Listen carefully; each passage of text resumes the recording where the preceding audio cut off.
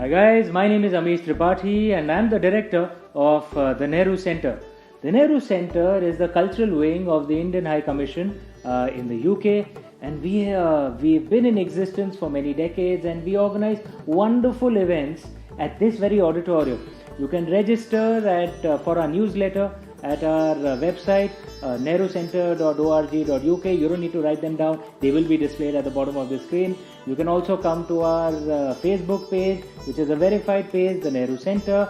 You can follow updates on all our events on Twitter as well, the Nehru Center, that's also a verified account. Or you can come to our YouTube channel, again, the Nehru Center. We are nothing if not consistent. I hope you do come to our online channels and enjoy the events that we're putting up for you. Thank you so much for all your love and support. Namaste, Jai Hind.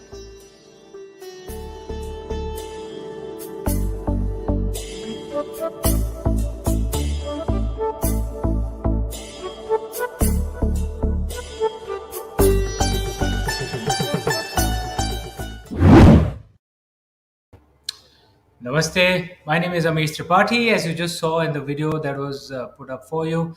And I'm particularly delighted with the show that we are putting up today. I have a family relation with the IPS service. My brother in law, my elder sister's husband, was in the IPS. And therefore, when the Nehru Center got this opportunity to launch this book of a wonderful IPS officer who's a great storyteller as well, Neeraj Kumar ji.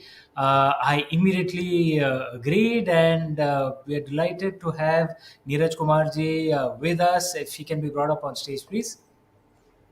Namaste, Namaste, Neeraj Kumar ji. How are you? And Namaste. And to be in conversation with Neeraj Kumar ji will be Yashovardhan Azad ji, also from the IPS. This is truly an IPS alumni meet, I guess, out here. That's true. Neeraj ji, Azad ji, before we are a Sarkari platform. So if I may do the formalities before the event itself begins, I'll read your formal introductions with your permission. Neeraj Kumar ji, a distinguished police officer, belongs to the 1976 batch of the Indian Police Service, an alumnus of St. Stephen's College, Delhi. He has served in various important assignments as IGP Mizoram, DGP Goa, and Commissioner of Police, Delhi. In his career spanning 37 years, 9 of which were in the CBI, Neeraj ji cracked several high profile cases and brought dreaded gangsters, economic offenders, and terrorists to book. He led the CBI investigations into the serial bomb blasts of 1993 in Mumbai. During his stint in the CBI, he supervised cases involving counterfeit Indian currency, wildlife crime, violation of patents and copyright, arms trafficking, and thefts of antiques, etc. Kumarji is the recipient of police medals for meritorious service and distinguished services. He represented India in the deliberations to formulate UN Convention on Transnational Organized Crime at Vienna and subsequently to draft the UN Convention on Anti-Kidnapping. After his retirement from police service, he served as the head of the Anti-Corruption Bureau and Security Unit in the BCCI and went after corrupt practices in Indian cricket. In November 2015, Penguin Random House published his first book, Dial D for Dawn, that recounts 11 riveting police operations conducted under his charge during his 9-year stint in the CBI. The book has been translated into Hindi, Gujarati, Kannada, Malayalam, and its movie rights have been taken by Neeraj Pandey, the famous Bollywood film director and producer.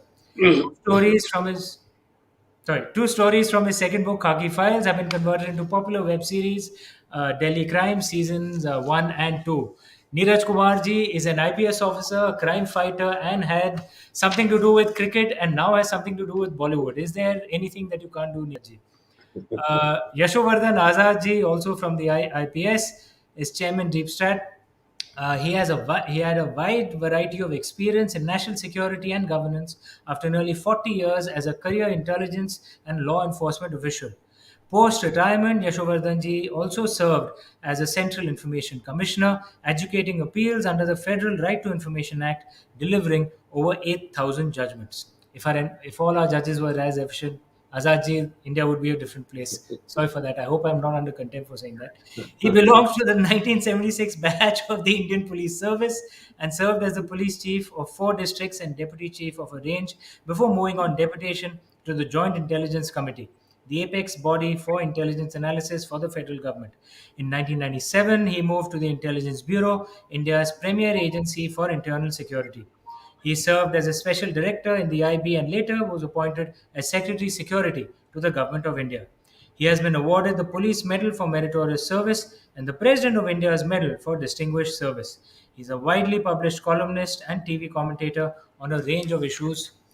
The the honor of Nehru Center has been raised by having such distinguished and fine officers and contributors to our motherland on our platform. Thank you so much, sirs, for joining us. Thank you. Thank you. And Thank before you. I leave the conversation to Azad ji to drive and to ask questions to Neeraj ji, if we could have the launch of the book, Azad ji has very nicely wrapped the book as well. Yes, I have. I have kind of kept it open, and being an online platform, we actually have a nice video also that we hope to play. So Azad ji, before you unwrap, if Okay. you can just play the video, and then we will do the book as well. So. All Okay, right. you can play the launch video, please.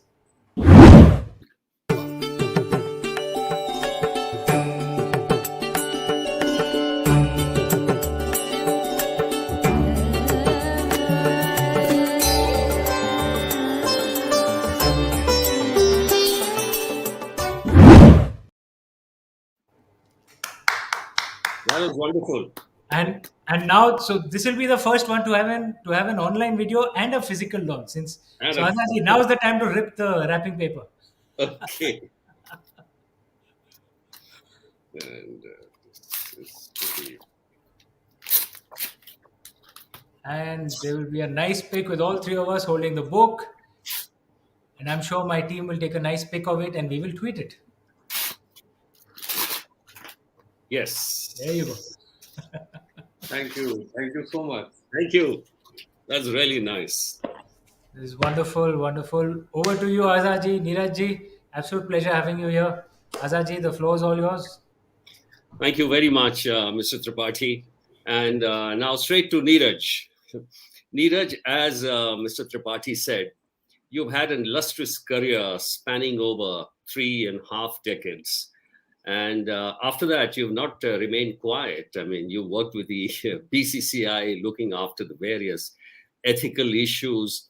And then you published Dawn, 11 of the most riveting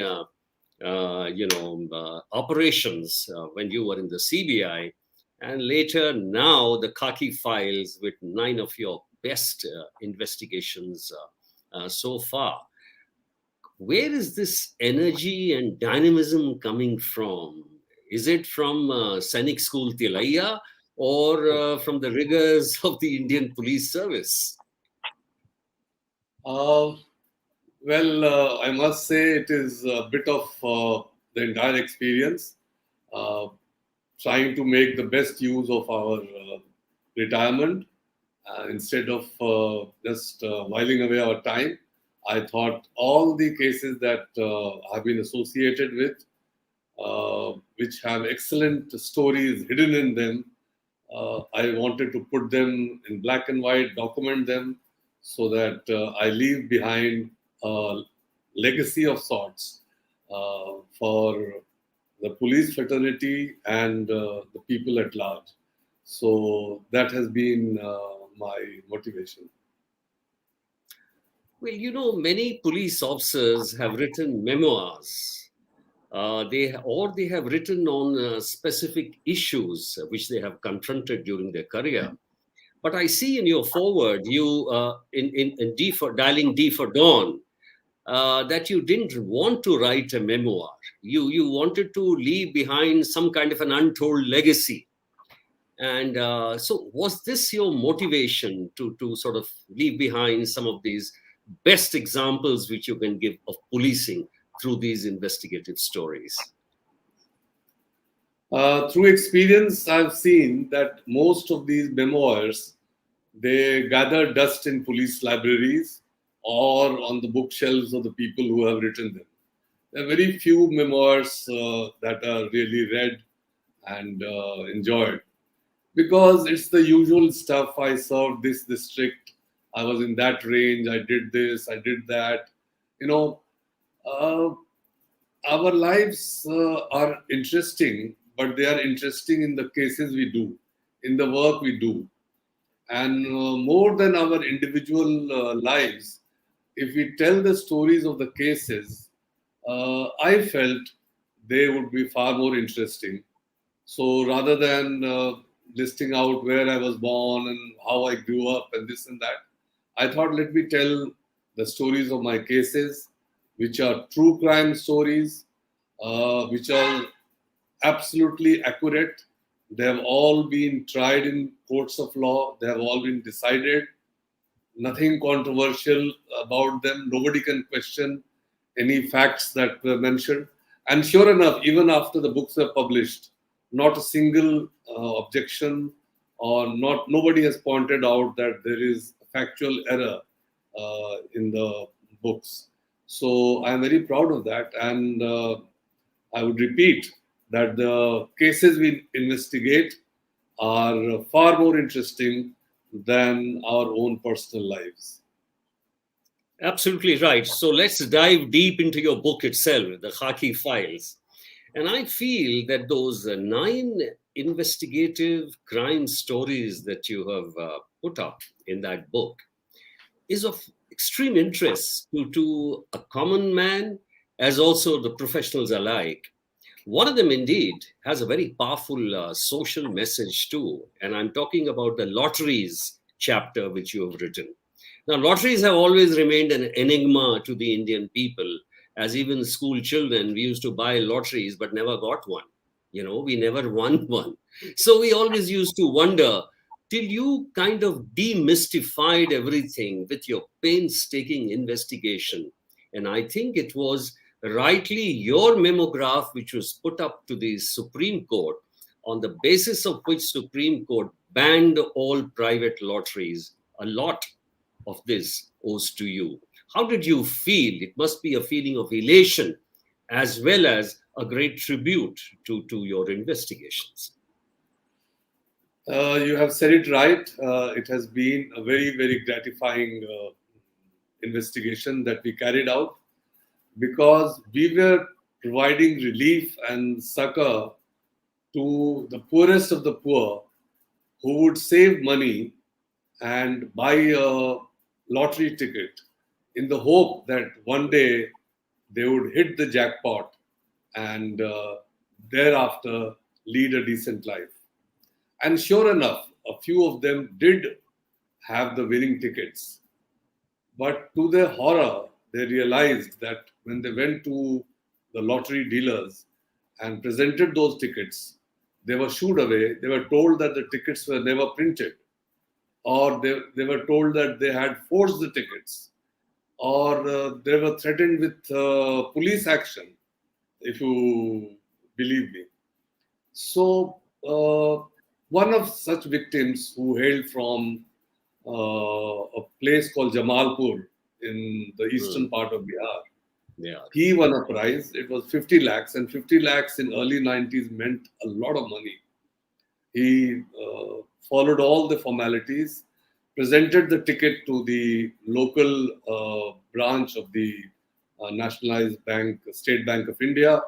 The bank manager very dutifully sent the winning ticket to the lottery operator.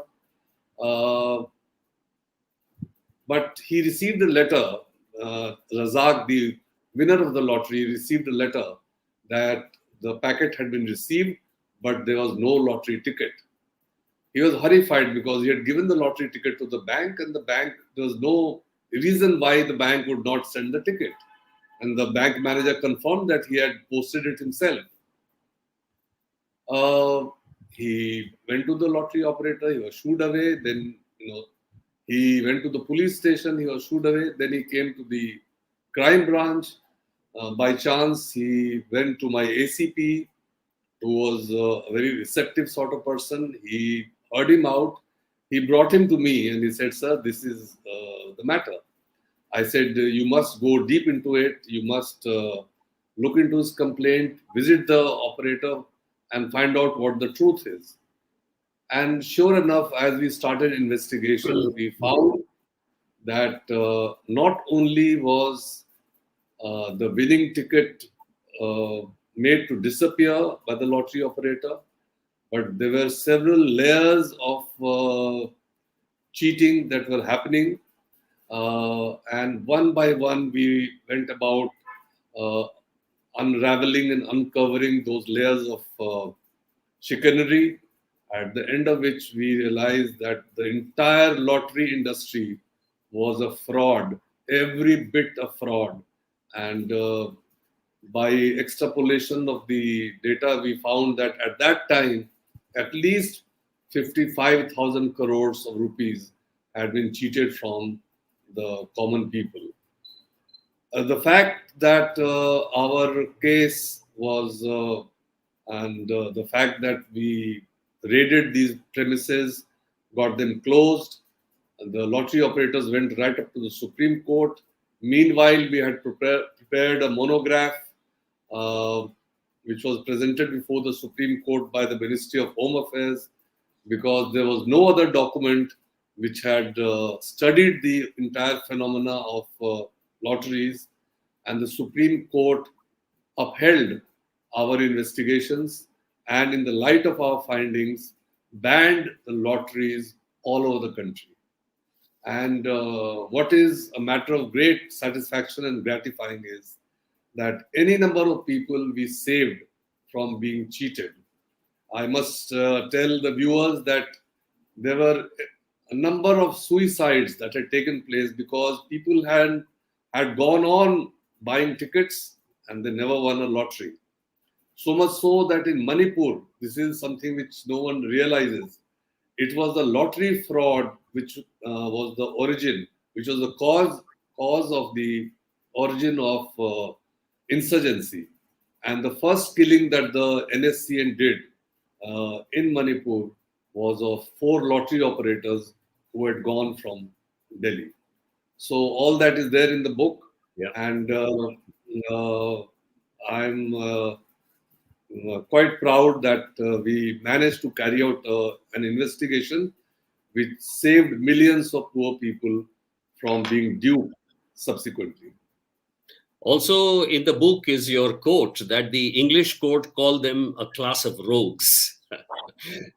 Neeraj, I would also like to give you full credit for the people of Delhi not being allowed in the inner precincts of India Gate, thanks to your investigation of the ISI plot, which was there to blast India Gate some time back during your tenure. And you went through a series of very, very painstaking investigations with your team. In fact, not only India Gate, whether it was a threat to the Tehelka owners, or it was another case where it was threat to the sovereignty, the Parliament House attack, your investigations were very, very thorough.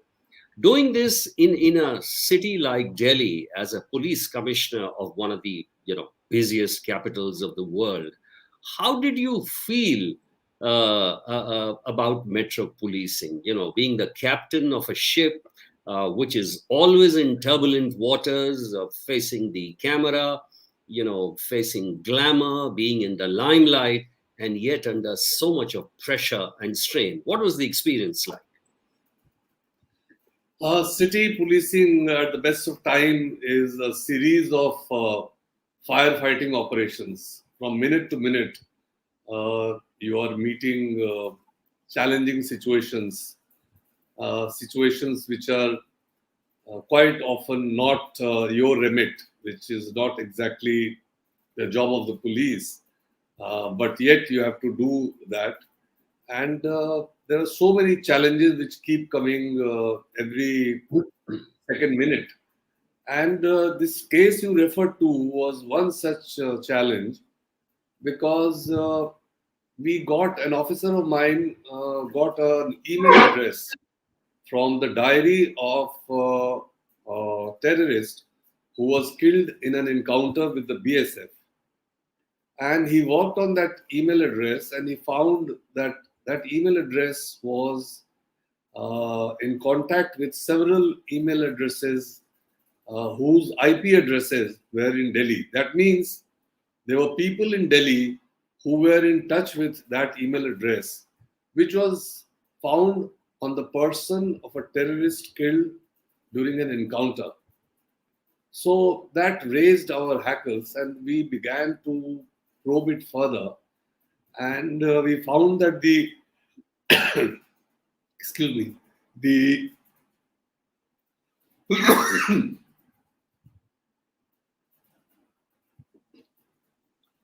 we found that the IP addresses were, excuse me, they were changing. They were going from one place to the other. So my advice to the officers were that please plot these these IP addresses. And sure enough, when the IP addresses were plotted, we found that a certain pattern emerged. They were all around central Delhi, the walled city, so to say. And very soon, very direct email exchanges became coded, and that made us more suspicious of them. And they became so coded that we could not make head or tail out of them. So what happened was that we ran to the best cryptographers in town. We ran to the intelligence agencies. We went to the military intelligence, also to the DRDO and so on. But nobody could crack that code. And some very alarming messages were coming that we have sent you a football and we have decided on the date. It will be so and so date, 25th of February 2003. And a bird has flown from Jammu and Kashmir. But the target, what is going to be the target, was not disclosed. And that was conveyed in the form of a coded message. And we had to decipher that code. Imagine the counter-terrorism cell of the Delhi police had the date on which the football will blow up. We had the information that somebody has come especially from Srinagar, flown into Delhi. We knew that there are terrorists in Delhi already. And that also we came to know that they were in touch with somebody called Chachoji in Kashmir. And IB was not very happy with this. This is a typical kind of a clash and upmanship between NYPD and the feds. Yeah, I have not named the organization, but well, you have named it.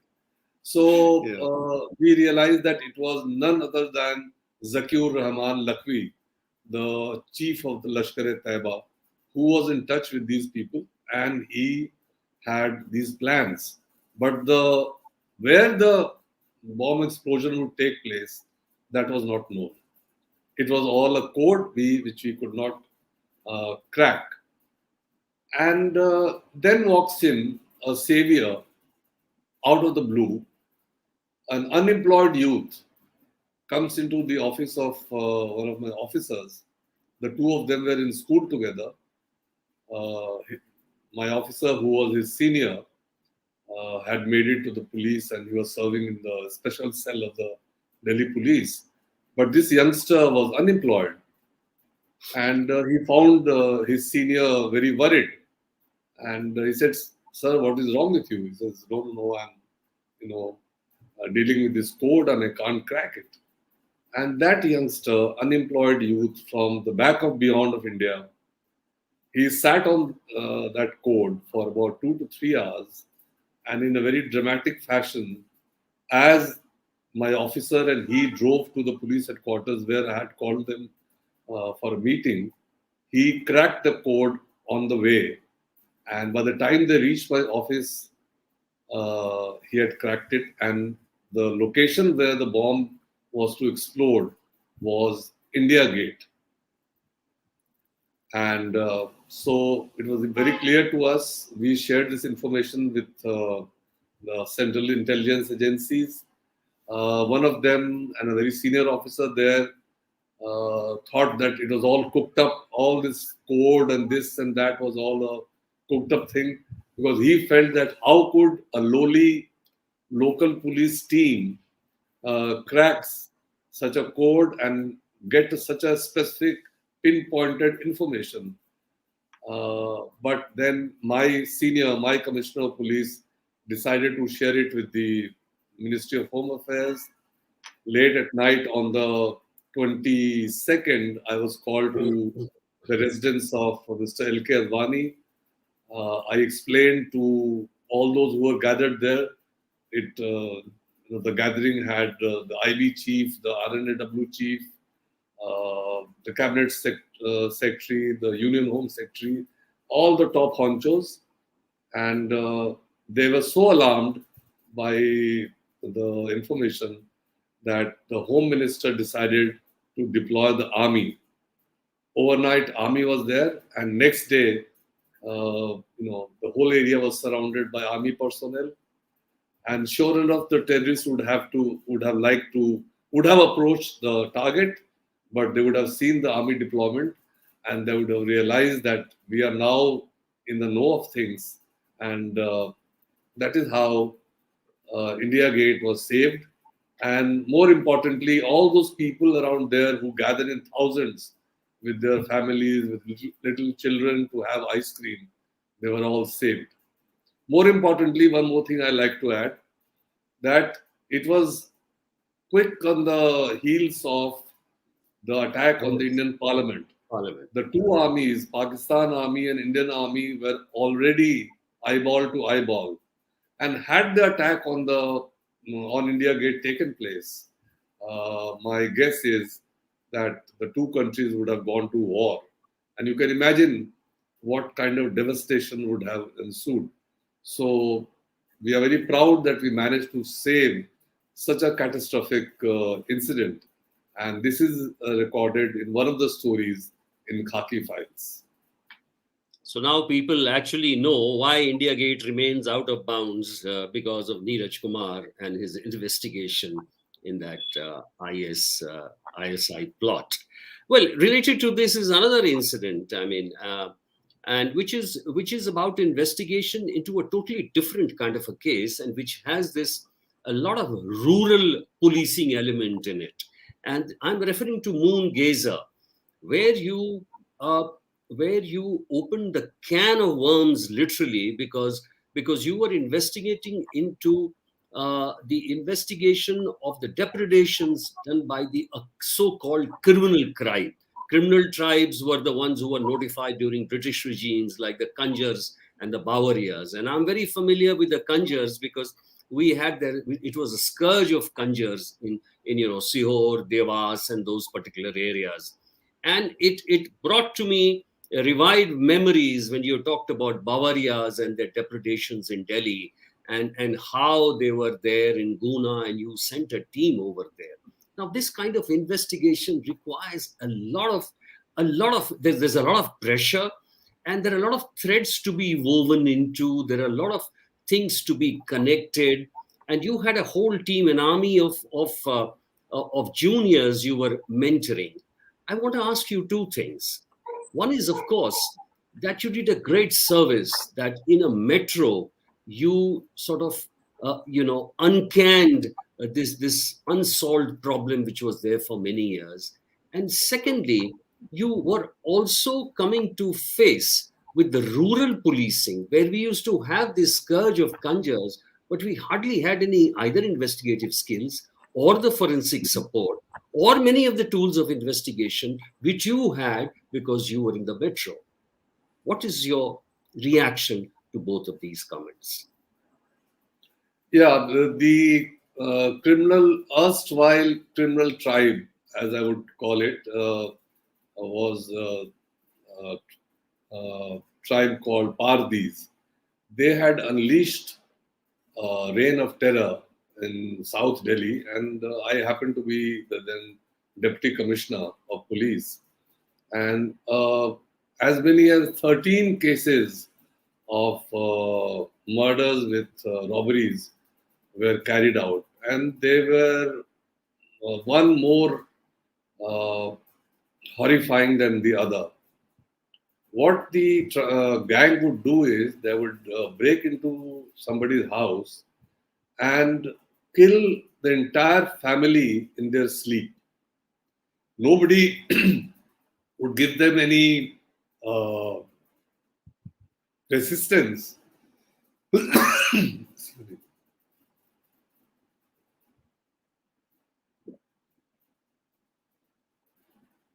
Yet they would kill the entire family in their sleep and then rob the house. And it included ladies, old ladies, young children. And one case was more sensational than the other, leading to a lot of hue and cry in South Delhi, which was extremely sensitive. So, as the number of cases went on, the pressure on the police went on mounting, and we had no clue. The people, they did not leave any clue, except in one case they left behind a weapon of offense. So that weapon offense was very unusual, not found in regular crime. So I had seen a similar weapon of offense in another case in an earlier assignment, and I kind of connected the two cases, and then I sent my officers to Guna because that is where that tribe hailed from. And my officer went there, and he stayed in those villages, and studied the community at great length. In fact, this case I have included in my book because we cracked the case based on a sociological study. It was a very extended, detailed study of the uh, community, which showed their modus operandi and which also showed that they had a weapon of offense which was not used by other gangs or other tribes. And so I alerted all my staff, showed them in different Sampark Sabhas. I showed them the weapon of offense, which we later discovered is called Dolatia. Dolatia means weapon by which you earn wealth. So that Dolatia was shown to the rank and file of my district. And sure enough, one of the patrol parties subsequently caught a criminal during night rounds with with a Dolatia, and we realized that we have got a Pardi, a member of that gang, and we interrogated him, and through his interrogation, we managed to reach his other gang members, and the case was cracked. When we arrested them, they confessed to their crime in all those cases, 13 cases, which at one time seemed intractable, were worked out. And more importantly, ever since then, there has not been a single case of that variety in which people have been killed in their sleep and their houses ransacked and robbed. So we saved South Delhi and city of Delhi from the depredations of this criminal gang for all time to come, literally, because I'm talking about 1991, and now we are like 30 years down the line, and not a single case has taken place. So, investigating one case painstakingly using an innovative method usually not adopted by the police, that is conducting a sociological study of a group of people, and that study leading to the working out of a crime was rather unique. So I decided to include that story in my anthology. Let me come to a very critical phase of your career, Neeraj.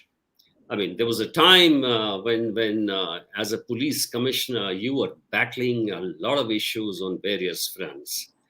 And then came the Nirbhaya incident, which has become so well known, not only nationally, internationally, where almost everyone pitched in with their comments and views. And when that Nirbhaya incident took place, the Delhi was rocked, absolutely. And one of the most popular, in fact, Netflix series has been made on this Delhi crime, which is not only about the incident, but it's also a tribute to your investigative skills that you cracked it in within 3 days. Can I request Vineet from the Nehru Center to play some clips of that film? It'll be interesting for the viewers to see that.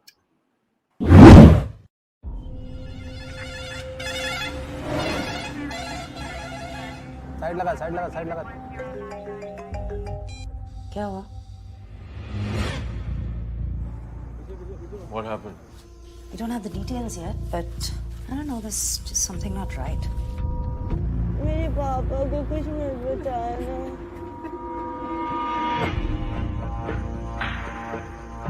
I am DCP South District. जी madam. This crime is not just heinous. It's insanity. We have 2 victims. बस पर 6 लोगों ने पर हमला किया। इस लड़की के साथ जो हुआ है मैंने पहले कभी नहीं देखा। अगर पहले 7 या 10 घंटों में हमने सस्पेक्ट को नहीं पकड़ा तो सारे के सारे गायब हो सकते हैं। तुम विक्टिम की उम्र के सबसे करीब हो। उसकी फैमिली को जरूरत है कि ऐसी किसी इंसान के साथ रहे जिससे वो रिलेट कर सके। I'm not sure if I'm... You can. If she was my girlfriend, I would have died for her. We've been ordered to blow the police apart. What? Yes, ma'am. It's about our political masters covering their own hides. There are greater powers at play. You're saying that if you'd done your job, none of this would have happened in the first place. There is nothing we could have done. So everyone in the city is wrong. मेरे माँ से एक माँ की request है, promise कीजिए मुझे उन सबको सिर्फ फांसी ही होगी। I promise.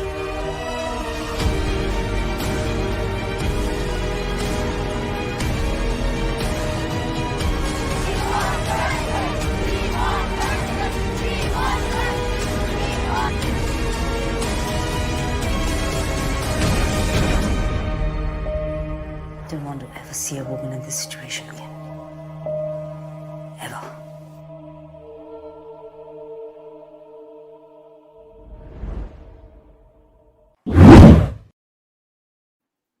8 years later, after this incident, which I'm sure is etched in your mind forever, how do you feel? How do you react? I feel very proud of my team, my officers and men who cracked the case in record time, investigated the case and collected evidence in a very professional manner. And thanks to their efforts, the case ended in conviction. And as we had promised to the parents of the deceased girl, all the accused were hanged. So we feel very proud that we managed to get justice for them. And we also managed to restore the faith of the people of Delhi in their police. So it has been a very gratifying experience, to say the least. On this subject, let me probe you further, Neeraj, because crime against women should and is a top priority for the Indian police today. In fact, crimes against women have been widely reported, and there has been criticism of police many a times on this. The Justice Verma Commission, in fact, gave a series of guidelines. There was Nirbhaya funds. The center wanted to do a lot. The states also pitched in. But after 8 years, what are the gripping issues still facing the state? Why is the police not able to give the feeling, that level of assurance with respect to women's crimes? Do you think a lot needs to be done? Is it the tools or is it the attitude? I fully agree with you that a lot needs to be done to give this feeling of security in the minds of the people here. No, we can divide this problem of why the women in our city or this part of our country feel insecure in two parts. One is, of course, the policing part, but more importantly is the sociological part.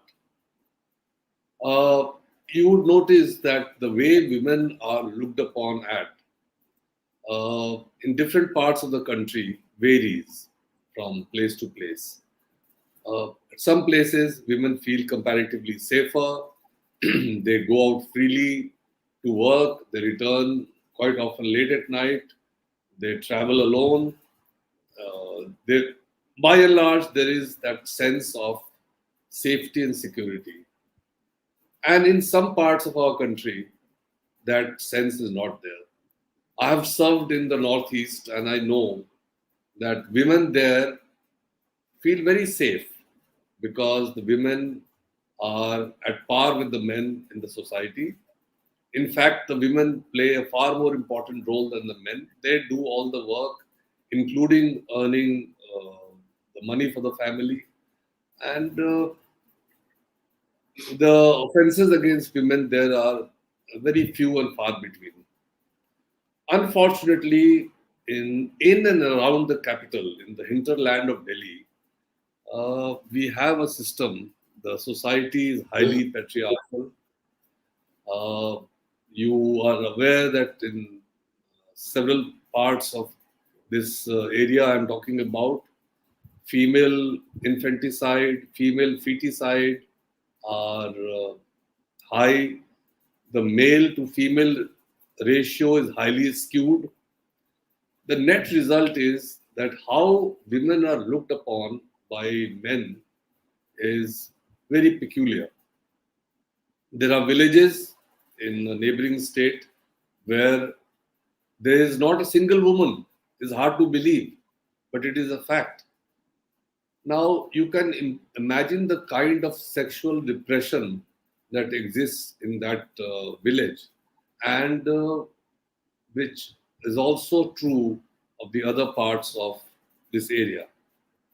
Therefore, in Delhi, what we see is that if a woman is going by the on a footpath, she would be often jeered at. She would often be stalked, also molested, etc.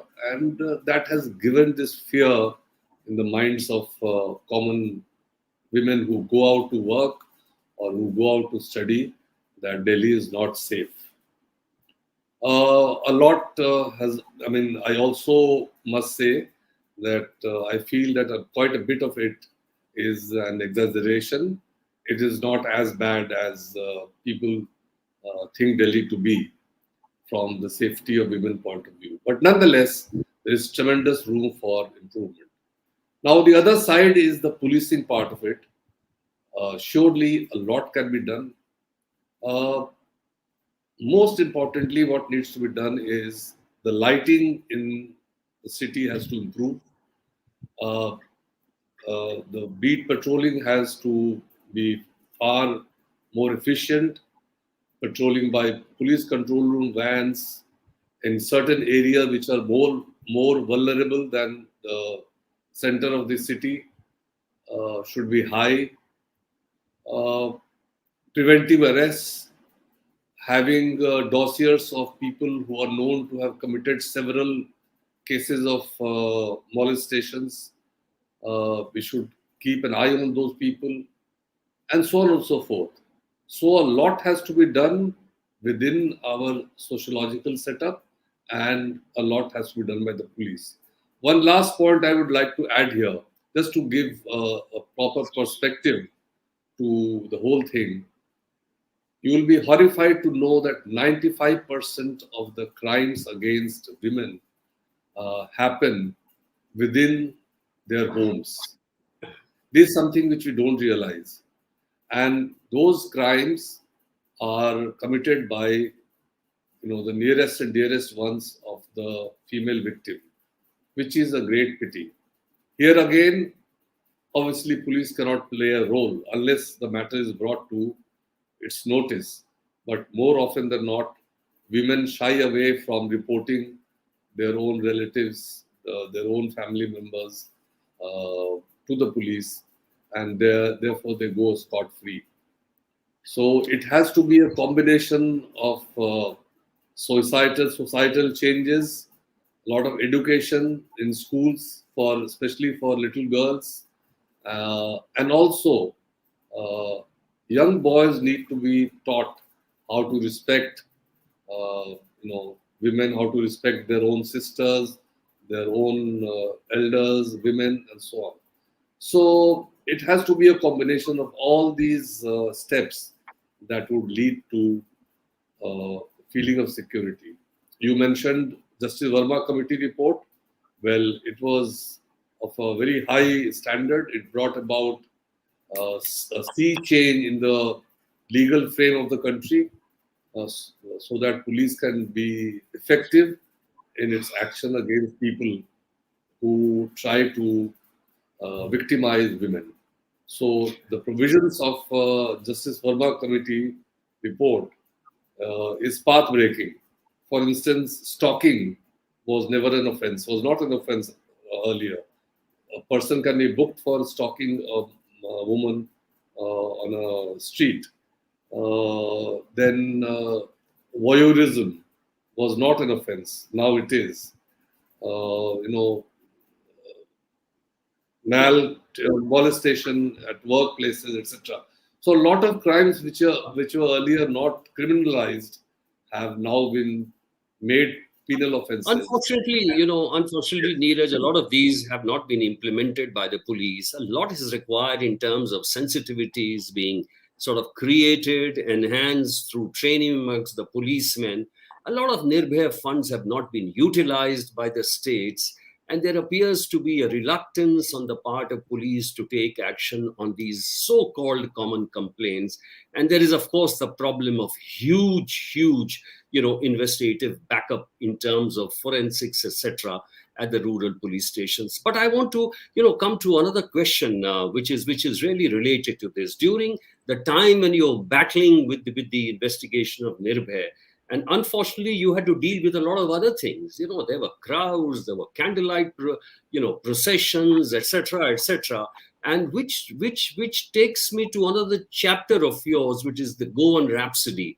And it's a very fascinating one because that is the place where you're talking about the political interface with the police. Now, in a country like India, where our grassroots politics is, whirling around the kacharis, thanas, tehsils, etc., it's very difficult to keep politics away from policing. Policing is, after all, as a huge interface, and a part of which the society are the politicians.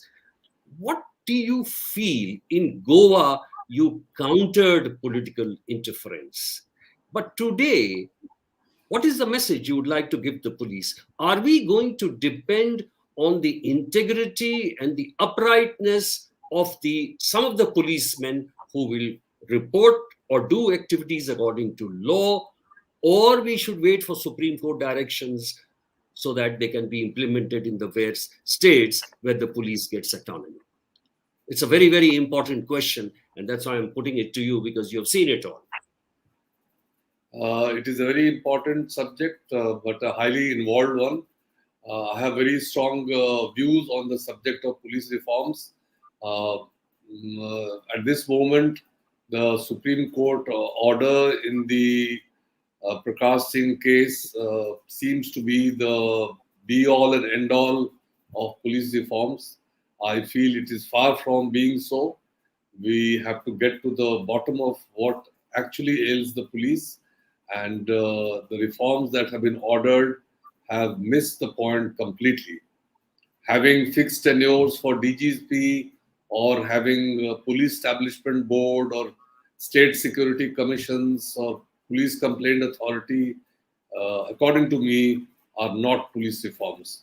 Police reforms is equipping the police with forensic backup, equipping the police with legal assistance right from the word go, right from the time when the crime gets committed and the police go to the spot. They are guided by eminent lawyers who tell them what kind of evidence will hold ground in a court of law. The entire gamut of reforms that have been ordered by the Supreme Court speaks nothing about our constabulary, about our lower ranks. We have to focus on that section of the police force because they form the bulk of the police. That entire point has been missed. So I have very strong views on the subject.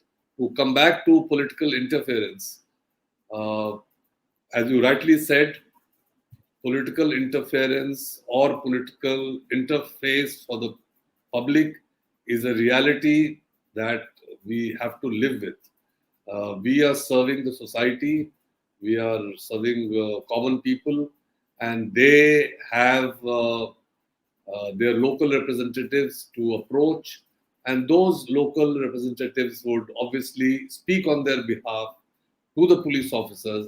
Sometimes they will make a genuine request, a valid request, but more often they will make unjustifiable requests.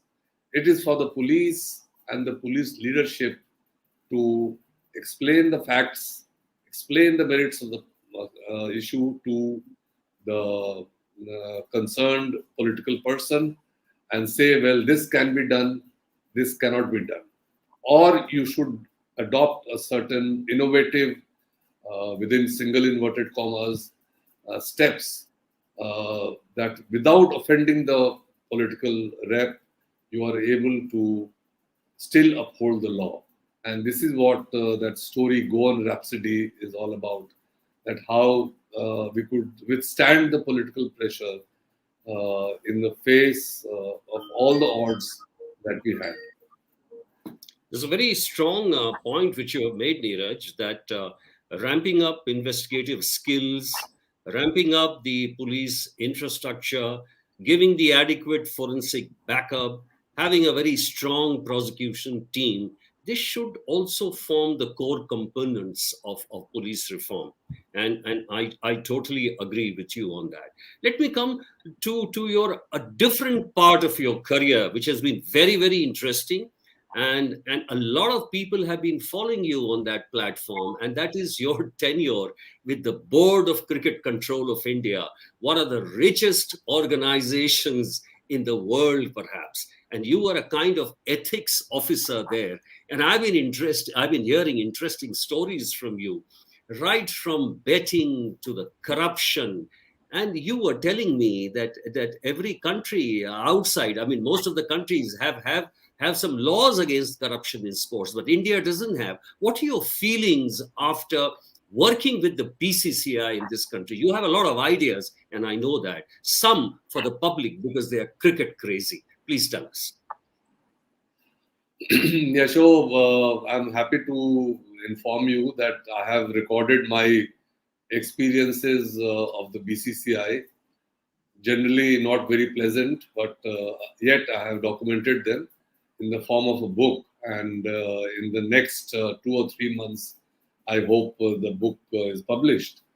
But to answer your question about corruption in cricket and the unethical practices that take place, in the absence of a legal framework, the law enforcement agencies of the country cannot fight corruption in this sport. What we have to understand is that while cricket is a religion in India, and as it is true with most religions, even cricket is highly corrupted, highly corrupted. And the entire ecosystem, right from the time an aspiring cricketer wants to make it to a team, what kind of illegal things his parents or the cricketer himself is asked to do so that he gets selected. Even if he's a very talented person, he cannot make it to the team. And Mr. Virat Kohli, our captain, is on record that his father, at one stage, was asked to pay 20 lakhs so that Virat could play for the Delhi team. Virat is on record. He has in an interview mentioned this. So you can imagine that if a talented cricketer like Virat Kohli can be asked by someone to pay a bribe to find a place in a team, what kind of ecosystem we have in the sport of cricket in our country. And if a cricketer comes through this system and reaches the top level, the national level, or is playing the IPL, what do you expect from that cricketer? Can you expect the highest standards of morality, the highest standards of ethics from a cricketer who has been bred in that corrupt system? To an average lover of cricket, corruption in cricket is limited to whether a certain cricketer was fixed or not, whether a match was thrown away or not, or whether there was spot fixing or not. What we have to understand is that there is need for reforming the entire ecosystem behind not only cricket for that matter, the entire sports arena. And to do that, the first thing that is required is law. And a law was proposed, a bill was passed, was put in the parliament after the spot fixing case of 2013, when there was a lot of hue and cry. And the bill is still gathering dust. It does not figure in the order of priorities. And no wonder nobody has talked about it. Nobody has thought of putting it through parliament. With the kind of majority the ruling government has, this bill can easily go through, and the country will have a legal regime to fight corruption at every level, not only in cricket, but in every sport. Well, Vineet is already warning me that I hardly have 1.5 minutes. So let me say the last few words that Neeraj, you started off with Mungeri Lal ke Haseen Sapne. That was almost 2 decades back where you wrote the script. It was one of the very popular serials. And then you were helping our friend Prakash Jha with Ganga Jal, and you gave the consultancy, you gave him a lot of technical expertise. And then you followed it up with your 2 books after retirement. What next? Another book on BCCI and then beyond. Wish you a very, very good post-retirement and busy activities in future. I thank Nehru Centre London also for organizing this interview, and thanks to the viewers also for this, a very rewarding experience. Thank you very much.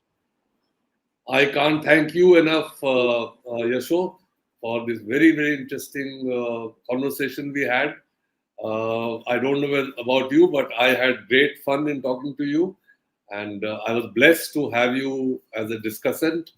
I thank the Nehru Centre. I thank Mr. Amish Tripathi, and to be introduced by a person of his eminence, such an eminent writer and such an eminent, such a successful writer.